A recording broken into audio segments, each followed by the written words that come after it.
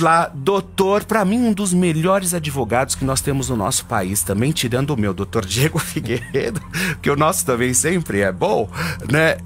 Mas para mim é um dos homens mais capacitados que nós temos, que é o doutor Francisco Gomes. Vem para cá, doutor, muito boa tarde. Boa tarde, Felipe, prazer estar aqui. Muito Conheço obrigado. O doutor Diego, um colega também. Adoro o Diego. Está muito bem servido. Ah, muito obrigado.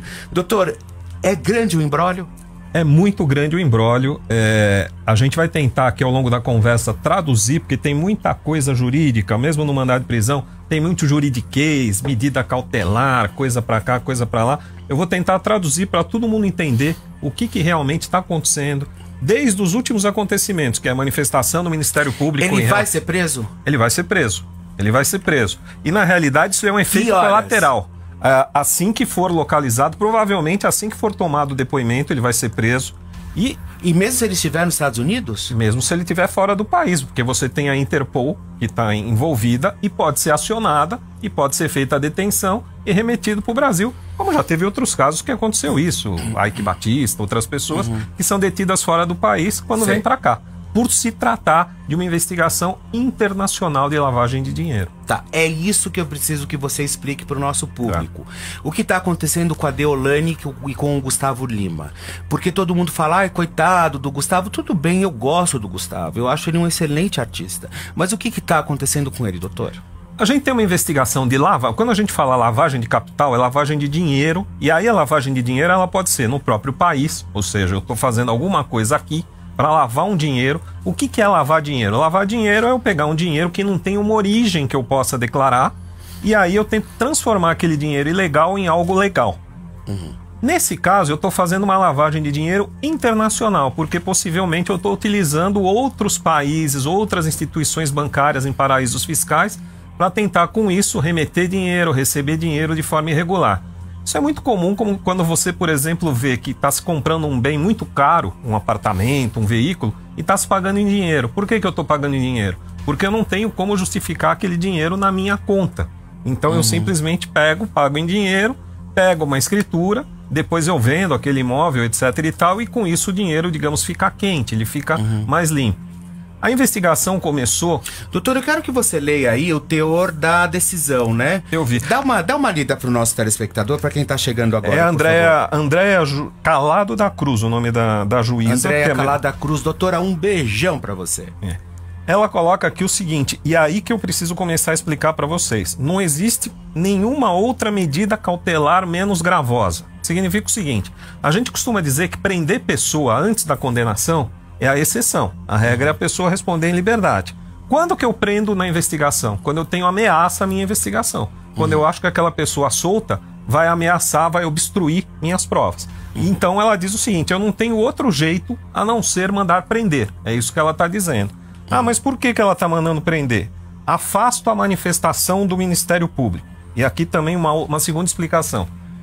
Havia acabado a investigação. Ou seja, o Gustavo Lima vai ser preso. Vai ser Não preso. existe nenhuma medida cautelar aí que possa tirar ele da cadeia, porque aí na decisão ela pede para que leve ele para um presídio. Para um presídio. Ele vai ser preso aí a menos que ele consiga um habeas corpus no Tribunal de Justiça de Pernambuco. Antes de ser preso? Cassando essa decisão. Ele pode cassar antes de ser preso, tá? Mas deixa eu explicar. Aqui fala o seguinte, afasto o que disse o Ministério Público. O Ministério Público havia dito o seguinte, acabou aquela investigação, um inquérito que envolve Gustavo Lima, que envolve Deolane, que envolve mais 50 pessoas, acabou. Envolve Felipe Neto também, toda essa gente, ainda que talvez não tenha vindo ainda à tona. Muito se fala sobre Felipe Neto e sobre Carlinhos Maia também, mas até agora a gente não recebeu nenhuma decisão e nenhum burburinho foi dito sobre isso, né? Mas continuando, doutor. Acabou o inquérito. Quando acaba o inquérito, o Ministério Público tem que fazer o seguinte, ou ele denuncia e esse inquérito vira um processo criminal e aí a pessoa sim pode ser condenada ou absolvida, ou ele arquiva quando ele diz que não tem elementos para denunciar, ou ele faz uma terceira coisa, que foi o que o Ministério Público fez aqui. Doutor, só para você ter ciência, estamos com 21.200 pessoas simultâneas. Que ótimo. Isso é a audiência mais do que Panflix. Vai lá. E aí o Ministério Público disse o seguinte, eu quero novas provas, eu quero novas diligências, eu quero que esse inquérito continue, se continue investigando. Ou seja, ele quer mais provas ainda, porque ele entende que há possibilidade de se colher mais provas. E aí ele quer, digamos assim, robustecer, ele quer deixar o inquérito mais forte. Com isso, o inquérito passa a demorar um pouco mais. E aí o Ministério Público falou, olha, fica a critério da juíza, já que o inquérito vai demorar mais, a juíza tem que reavaliar se mantém as pessoas presas ou se substitui por outra medida e solta, por exemplo, Deolane e outras pessoas.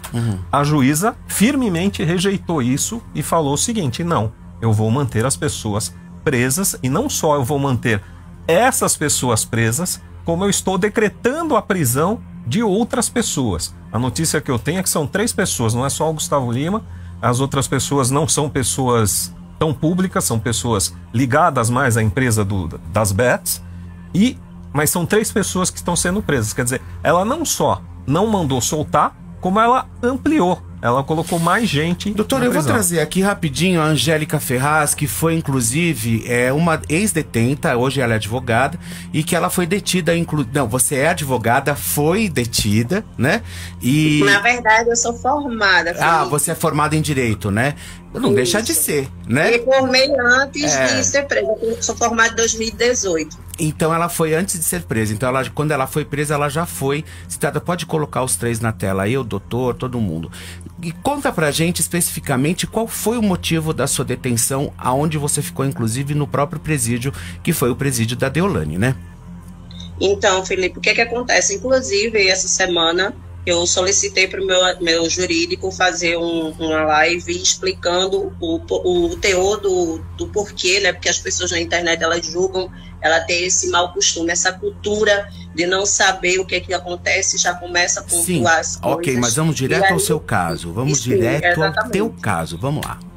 Então, exatamente, sobre o meu caso, eu estava respondendo, na verdade, um processo de calúnia e difamação, só que eu não tinha sido citada. O meu jurídico anterior não tinha passado para mim que estava acontecendo e era um segredo de justiça. Então, em momento algum, eu tinha ciência disso.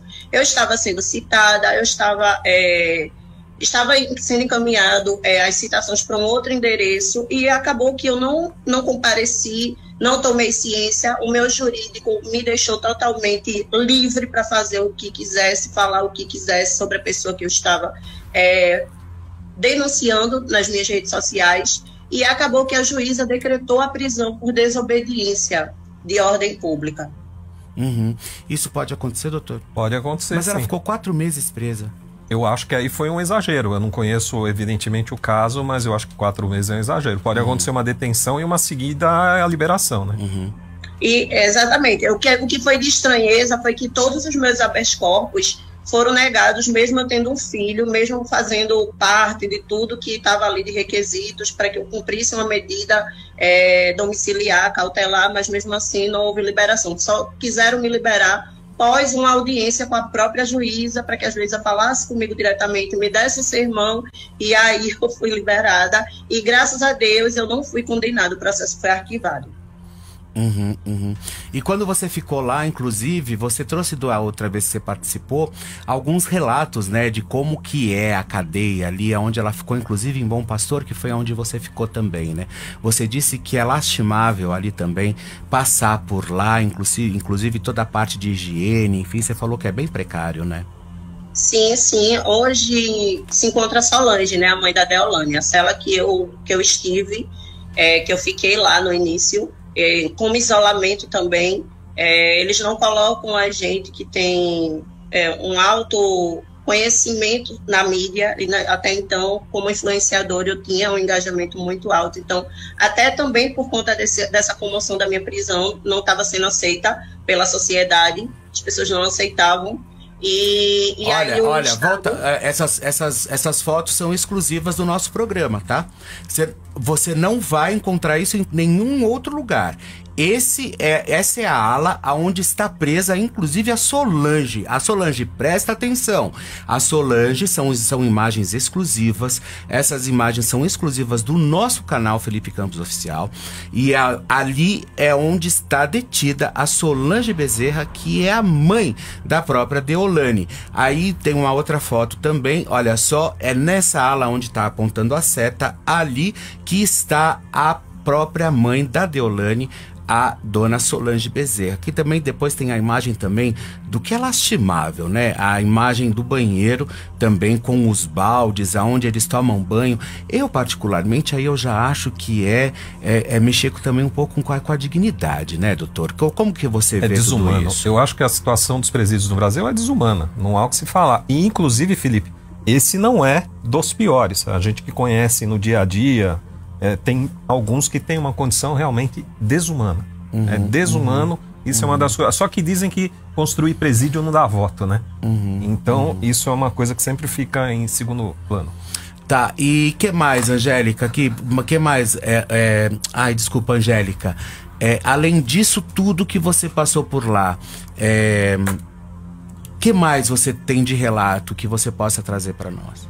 Então, Felipe, deixa eu só fazer uma observação. Essa imagem que você postou, a primeira, ela não é onde a mãe da Deolane está. Tá bom.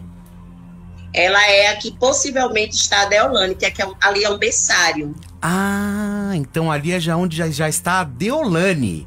Isso, ali é um berçário. Inclusive saiu uma matéria informando que a mãe de uma presa viu uma poltrona de amamentação. Existem sim. Então aí, olha pessoal, nessas fotos é onde está a Deolane, que é lá em Buíque, que inclusive é a 300 quilômetros ali É a ala maternidade. É a ala da maternidade. É aí que está a Deolane Bezerra. Exclusiva, hein, pessoal? Exclusiva. Eu pensei que estava melhorou muito mais. Essas são as imagens exclusivas do nosso canal, que é inclusive aonde está detida a própria Deolane quando saiu de Bom Pastor. Ela está nesse que é a 300 quilômetros, que é Buíque, né? Que ela está nesse pavilhão aí, é aí que está a Deolane Bezerra, tá certo, pessoal? É nessa ala aí. Então você vê, elas mesmas lavam as roupas, enfim, elas mesmas fazem tudo isso, tá? Pode continuar, Angélica. E a outra foto eu consigo identificar para você onde tem a seta, é justamente a cela onde está a Solange, onde eu fiquei. Não é uma sala, como as pessoas dizem, especial, aí é uma cela de espera, é uma cela antes de botar para o convívio. O pavilhão é esse murão aqui do lado. Então, onde tem umas presas, foto de umas presas sentadas, onde fica ali o convívio. Mas como a gente não é colocada no convívio, a gente fica nessa cela e a visibilidade é zero, Felipe. Não tem condições nenhuma de nenhuma presa visualizar quem está dentro dessa cela. Só quem tem acesso a essa cela é pela parte de dentro e é a administração do presídio, é onde a gente recebe comida. A gente não sai para buscar comida. Ou eles levam da cantina, porque na colônia penal tem uma cantina, em Buíque não tem. Então, a gente tem a opção de que se tiver dinheiro, a gente come na cantina. Se não, a gente come a famosa boia, né? E aí são levadas pelas próprias presas.